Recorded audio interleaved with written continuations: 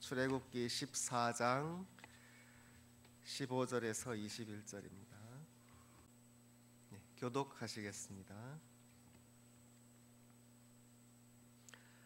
여호와께서 모세에게 이르시되 너는 어찌하여 내게 부르짖느냐? 이스라엘 자손에게 명령하여 앞으로 나아가게 하고 손을 들고 손을 바다 위로 내밀어 그것이 갈라지게 하라. 이스라엘 자손이 바다 가운데서 마른 땅으로 행하리라. 내가 애굽 사람들의 마음을 완악하게 할 것인즉 그들이 그 뒤를 따라 들어갈 것이라.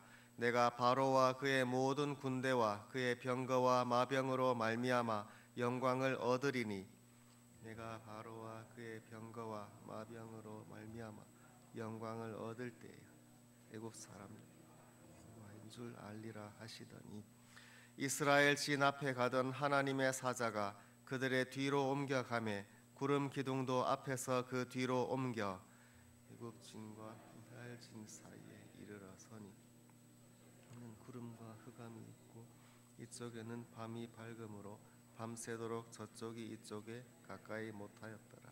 함께 읽겠습니다. 모세가 바다 위로 손을 내밀매 여호와께서 큰 동풍이 밤새도록 바닷물을 물러가게 하시니 물이 갈라져 바다가 마른 땅이 된지라. 아멘. 기도하겠습니다. 우리 주님의 은혜를 감사드립니다. 이른 시간에 우리 주님을 간절히 사모하고 또 바라는 마음으로 주님 앞에 나아왔습니다. 주님께서는 선하시고 은혜로우셔서 저희와 늘 함께 하십니다. 저희의 마음을 위로하시고 새로운 힘을 주시며 또 새롭게 하십니다. 이 시간에 우리 주님을 믿고 주님 앞에 나왔습니다. 이제 주님의 말씀을 함께 읽고 주님의 뜻을 헤아리기를 간절히 원합니다. 저희와 함께하여 주옵시고 이 말씀 가운데 저희들이 주님께 더 가까이 나아가도록 도와주시옵소서. 예수님의 이름으로 기도합니다. 아멘. 이스라엘 백성이 애굽을 떠나서 홍해를 건너게 되는 그 순간이 왔습니다. 지금 이스라엘 민족이 보기에는 절체절명의 위기입니다. 앞에는 바다가 있어서 더 갈 길이 없고 뒤에는 자기들을 해치려고 달려오는 군대가 있습니다. 조금만 더 지체하면 저 군대가 이스라엘 백성에게 들이닥칠 것입니다. 그래서 크게 두려워하면서 이스라엘 백성들이 부르짖었습니다. 이제 우리가 다 죽게 되었다. 그렇게 절망 가운데에 모세에게 부르짖으면서 원망하고 있는 그런 위기 상황입니다. 그때 하나님께서 모세에게 말씀을 하셨습니다. 15절에 여호와께서 모세에게 이르시되 너는 어찌하여 내게 부르짖느냐? 부르짖어서 기도할 때도 있습니다. 기도할 위기 상황이 있고 괴로움이 있을 때, 어려움이 있을 때, 그래서 내 힘으로 할 수 있는 것이 아무것도 없을 때에는 당연히 우리들이 하나님께 간구하고 또 부르짖어야 합니다. 그런데 하나님은 지금은 너는 어찌하여 내게 부르짖느냐? 간절히 기도할 때가 있고 또 행동할 때도 있습니다. 분별을 해야겠습니다. 지금 우리들이 행동을 해야 할 때인데 기도만 하고 있으면 어쩌면 그것이 하나님을 시험하는 일이 될지도 모릅니다. 하나님은 우리들이 기도할 때는 또 간절히 기도하기를 원하시고 또 기도한 만큼 그 믿음으로 또 나아가기를 또한 원하실 때도 있습니다. 성경에서 가령 느헤미야서에 보면 이스라엘 백성들이 예루살렘 성벽을 다시 쌓는데 기도를 간절히 했습니다. 그러나 기도도 하면서 행동도 했습니다. 두 가지를 다 한 것이지요. 한편으로는 기도하면서 하나님이 보호해 주시고 도와주시기를 간구하였고 또 한편으로는 열심히 일을 했습니다. 성벽을 쌓고 또 주위에서 위협하는 그 외국의 군대들, 외국 민족들을 또 물리치기 위해서 무기도 들었습니다. 한 손에는 도구를 들었고 한 손에는 무기를 들었습니다. 두 가지를 다 한 것입니다. 간절히 기도와 간구도 하고 또 한편으로는 일도 하면서 맞서 싸웠습니다. 이처럼 우리들도 하나님 앞에 또 간절히 기도할 뿐 아니라 또 기도하면 하나님께서 우리에게 힘도 주시고 믿음도 주십니다. 그리고 어떻게 하면 하나님이 함께 하실 것인지 보여주시지요. 하나님이 보여주시면 또 그대로 순종하면서 행동도 해야 합니다. 이걸 잘 분별할 필요가 있습니다.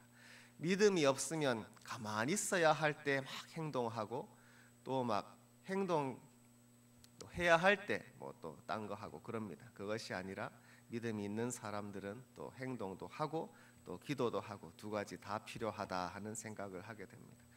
16절에 지팡이를 들고 손을 바다 위로 내밀어 이것이 갈라지게 하라. 모세가 지팡이를 들었는데 그 지팡이를 들고 바다 위로 내밀었습니다. 그리하면 바다가 갈라질 것이다.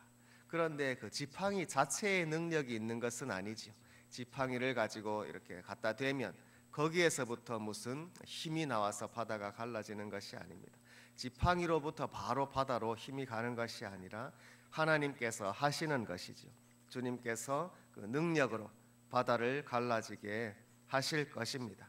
그런데 그렇게 하도록 모세가 지팡이를 내미는 것입니다. 내밀면 하나님께서 그 시점에 역사하신다. 그러므로 하나님께서는 주님께서 역사하실 때에 그 표적을 이렇게 보여주시기를 원하십니다. 모세가 지팡이를 내밀지 않아도 상관없습니다. 사실 하나님께서 그 능력으로 언제든 바닷물을 갈라지게 하실 수 있습니다. 그것을 보면서 사람들이 저것은 분명히 하나님의 능력이시다, 주님의 역사하십니다 알 것입니다. 누가 그렇게 하겠습니까? 하나님께서 바다를 가르시면은 누구나 하나님이 거기 계신 것을 알지만, 그러나 하나님은 더 확실히 백성들이 이 관계를 알도록 하시기 위해 모세로 하여금 지팡이를 들어 손을 내어 밀어라 말씀하셨습니다. 백성들이 하나님의 말씀으로 하시는 일이다 하는 것을 확실히 알도록 하기 위해서 주님의 말씀을 맡고 주님 말씀대로 행하는 모세가 지팡이를 내어 밀문 통해서 하나님께서 역사하셨습니다. 주님의 말씀을 주님께서는 뒤따르는 표적을 통해서, 기적을 통해서 증거하시는 것입니다. 저와 여러분이 하나님의 말씀을 받은 사람들입니다. 우리 주님의 능력을 받았고 우리 주님의 은혜를 입은 사람들입니다. 우리들도 가는 곳마다 이와 같이 하나님이 함께 하시는 표적입니다. 표적이라는 것은 다름이 아니라 우리 자신은 하나님의 능력이 아니지만 우리의 삶을 통해서 또 우리의 이런 행동을 통해서 저기에 하나님이 계시는구나 하는 것을 알려준다는 것입니다. 사인입니다. 사인. 우리 교회당 들어오는 입구에 사인이 있습니다. 워싱턴 제1장로교회, 그 자체는 교회가 아닙니다. 그러므로 사람이 와서 그 사인을 보고 여기 교회가 어디 있냐 그러는 사람 없습니다. 그거는 표적이라 저 안에 들어가면 교회가 있다 이겁니다. 하나님께서 저와 여러분의 삶을 보고 우리들의 삶을 표적으로 만들어 주십니다. 우리들이 하는 일과 우리의 생애를 보고 주위 사람들이 저기 하나님이 계시다 하는 것을 알 것입니다. 하나님이 안 계셨다면 우리의 삶이 어떻게 되었습니까? 지금과는 완전히 다르겠죠. 지금보다 더 잘 살았을지도 모릅니다. 그렇죠? 하나님 안 믿었는데 지금보다 더 잘 세상에서 그렇게 사람들이 부러워하는 그런 삶을 살지도 몰라요. 그렇지 않고 하나님을 믿는 믿음으로 지금까지 왔습니다. 세상 사람들이 볼 때는 주님께서 함께 하셨기에 저와 같이 또 형통하구나 이런 사람도 있고요. 또 어떤 사람은 하나님이 함께 하셔서 또 저런 좁은 길을 가는구나 이런 사람도 있습니다. 바울을 보십시오. 바울은 예수님 믿기 전에는 얼마나 세상에서 성공적이었는지 모릅니다. 좋은 배경과 학식을 가지고 그대로만 나갔다면 유대교에서 다 존경받고 인정받는 잘 사는 사람이 되었을 것입니다.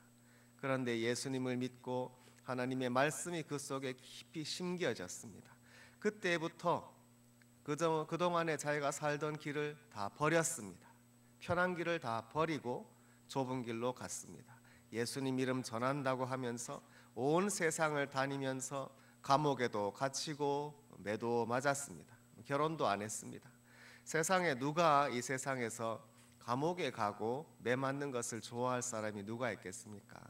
예수님 안 믿는 사람이 보기에는 어떻게 인생이 저렇게 잘못되었는가 할 것입니다. 이렇게 매 맞고 감옥에 가는 인생. 그러나 그의 인생이 표적이었습니다. 하나님의 말씀이 함께 하였습니다. 그러므로 당연히 그 결과가 나타나지요. 그렇게 되었을 때에 세상 사람들이 볼 때는 이해할 수 없지만 하나님이 그 삶 가운데 함께 하시는 것을 우리들은 확실히 볼 수 있습니다. 우리들 모든 성도의 삶이 이와 같습니다. 모세처럼 지팡이를 들고 이런 기적은 아닐지라도 하나님이 말씀이 우리와 함께 하시면 당연히 다릅니다. 확실히 다릅니다. 하나님 믿음을 갖지 않았다면 지금 나의 삶이 어떠했을지, 그러나 나는 그 길을 택하지 않고 주님을 믿는 삶을 택했습니다. 그리고 나의 삶에서 일어나는 여러 가지 일들, 내가 지금 행하는 이 인생, 나의 삶이 하나님이 함께 하신다 하는 표적이 날마다 나타나고 있습니다.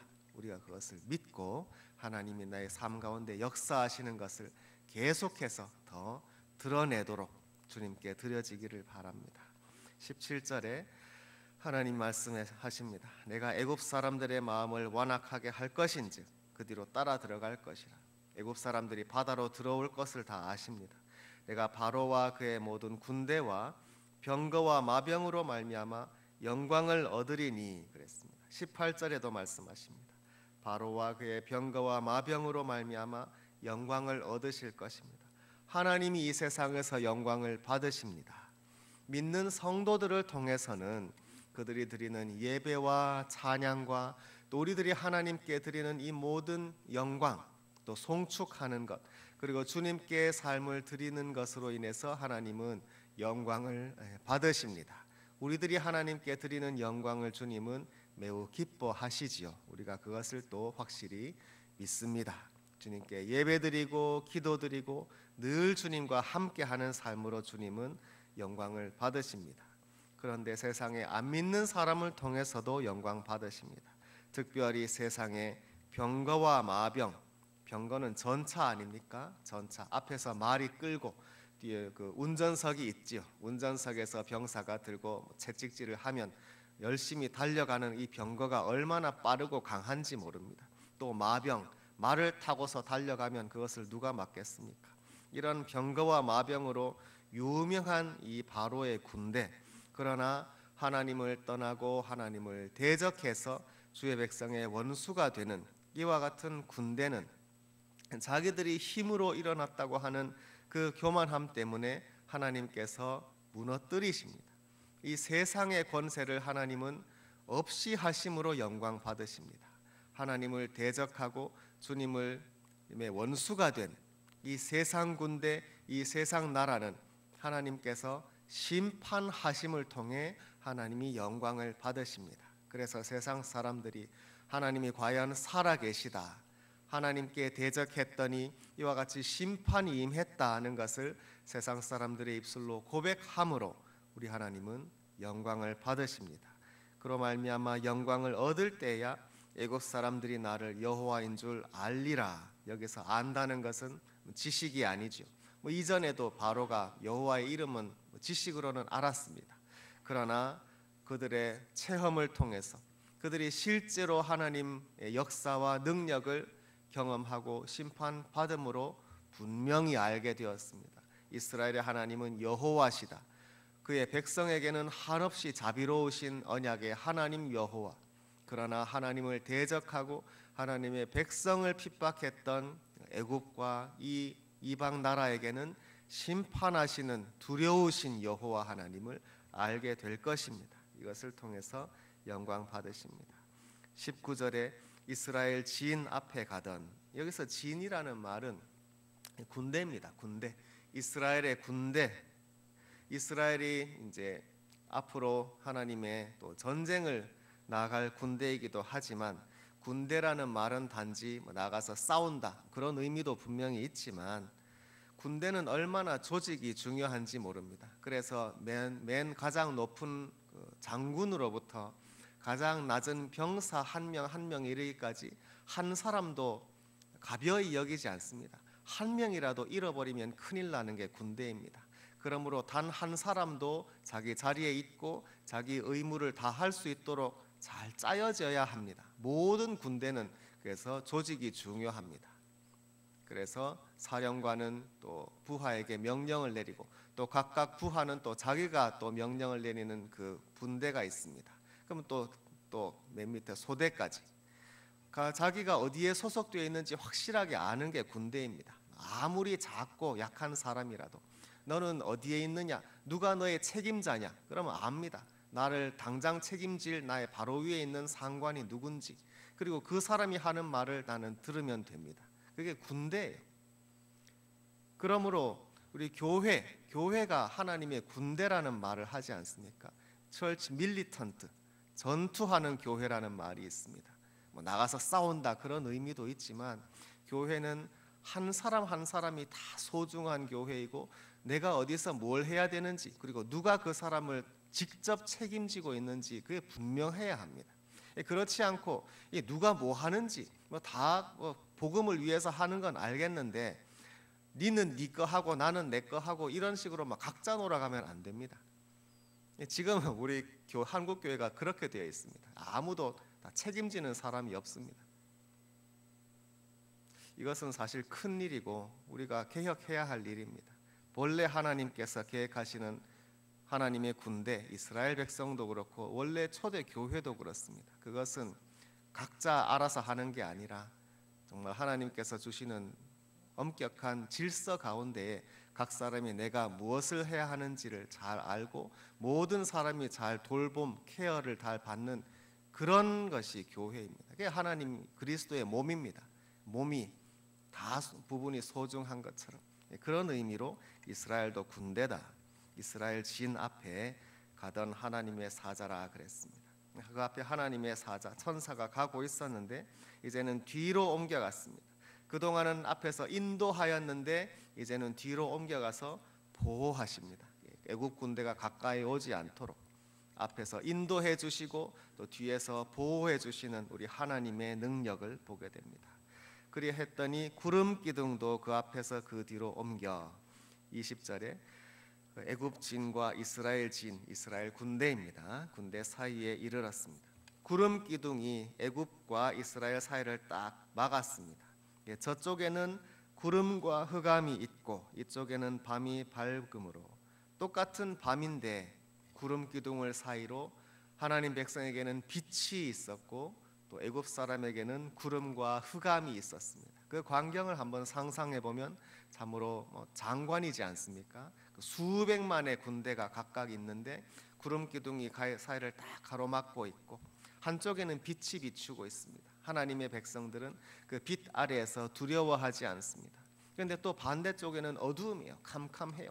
어두우니까 혼란스럽겠죠. 이게 어디가 어딘지, 어디로 가야 되는지 가고 싶어도 구름이 막고 있고 그런 상황입니다. 똑같은 하나님의 임재, 우리 주님의 구름 기둥이 임했는데도 하나님 백성에게는 빛으로 임해 주셔서 보호하시고 인도해 주십니다. 그러나 또 믿지 않는 백성에게는 그것이 심판의 흑암이 되었습니다. 하나님께서 지금도 이 세상에서 주의 복음을 주시는데 하나님이 꼭 다르게 이렇게 행하신다기보다도 동일한 진리의 말씀이 믿는 성도에게는 빛이 되지만 또 믿지 않는 사람들에게는 흑암이 되고 또 심판이 됩니다. 그래서 그들의 죄를 드러내고 그들이 지금 얼마나 잘못된 길에 있는지를 알려주십니다. 이와 같이 우리 하나님께서는 이 세상 모든 사람들에게 임재하시되 모든 사람이 그 어둠의 길을 버리고 흑암을 버리고 하나님의 빛에 나오도록 지금도 부르십니다. 밤새도록 저쪽이 이쪽에 가까이 못하였더라. 서로 마찬가지입니다. 애굽 사람도 이스라엘에 오지 못하고 이스라엘도 마찬가지고 서로 가까이 하지 못하도록 주님께서 지켜주셨습니다. 21절에 모세가 바다 위로 손을 내밀매 그랬습니다. 여호와께서 큰 동풍이 동쪽에서 오는 바람입니다. 지금 동쪽으로 가야 하는데 앞에 그 바다가 딱 막고 있습니다. 그런데 동풍이 왔다. 저 멀리서부터 하나님의 능력이 임해 오는 것입니다. 그러나 그 바람은 이스라엘 백성을 해치는 그런 바람이 아니고 단지 바다를 갈라놓을, 바닷물을 물러나게 할 바람입니다. 이스라엘 백성이 사실 바다 사이로 지나갈 때에도 그 강한 동풍이 해하진 않았습니다. 사실 얼마나 강한 바람이겠습니까? 이 바람이 얼마나 강하면 바닷물을 다 가르고 그 땅을 마르게 하겠습니까? 그런데 그 바람이 직접 백성에게 내렸다면 그거는 견딜 수가 없었겠죠. 허리케인보다 더 강한 바람인데, 그러나 이 바람의 방향이 참으로 묘한 거로 하나님이 역사를 하셨겠죠. 그래서 이것이 상상을 이렇게 보면, 이렇게 커브를 들이면 커브를 바람이 이렇게 불지 않습니까? 그러면 그 가운데에는 바람이 불지 않는 고요한 그 지점이 생기게 됩니다. 그 통로를 따라 가는 거예요. 그래서 주위에는 바람이 강하게 불어서 바닷물도 멈춰 서게 되었지만 하나님의 백성이 가는 그 길에는 그 바람이 가로막고 바다가 가로막아서 안전하게 그 조용한 공기 가운데로 지나가도록 하나님이 역사하셨죠. 그래서 물이 갈라져서 바다가 마른 땅이 된지라 그랬습니다. 하나님이 주의 백성을 바다 가운데로 인도하시는 바로 그 장면에서 우리들이 보는 것은 이렇습니다. 하나님께서 우리들에게 표적이 되기를 원하십니다. 그래서 지팡이를 내밀어서 바다가 갈라지도록, 그리고 이 세상 권세를 심판하심으로 하나님은 영광을 얻으십니다. 그러나 하나님은 구름 기둥으로 주의 백성에게 함께 하셔서 인도하시고 보호하시고 늘 빛을 비추어 주셔서 안전한 길, 또 소망의 포구, 구원의 길로 가도록 안전히 인도해 주셨습니다. 이 광경을 또 상상을 해보면 좋겠지요.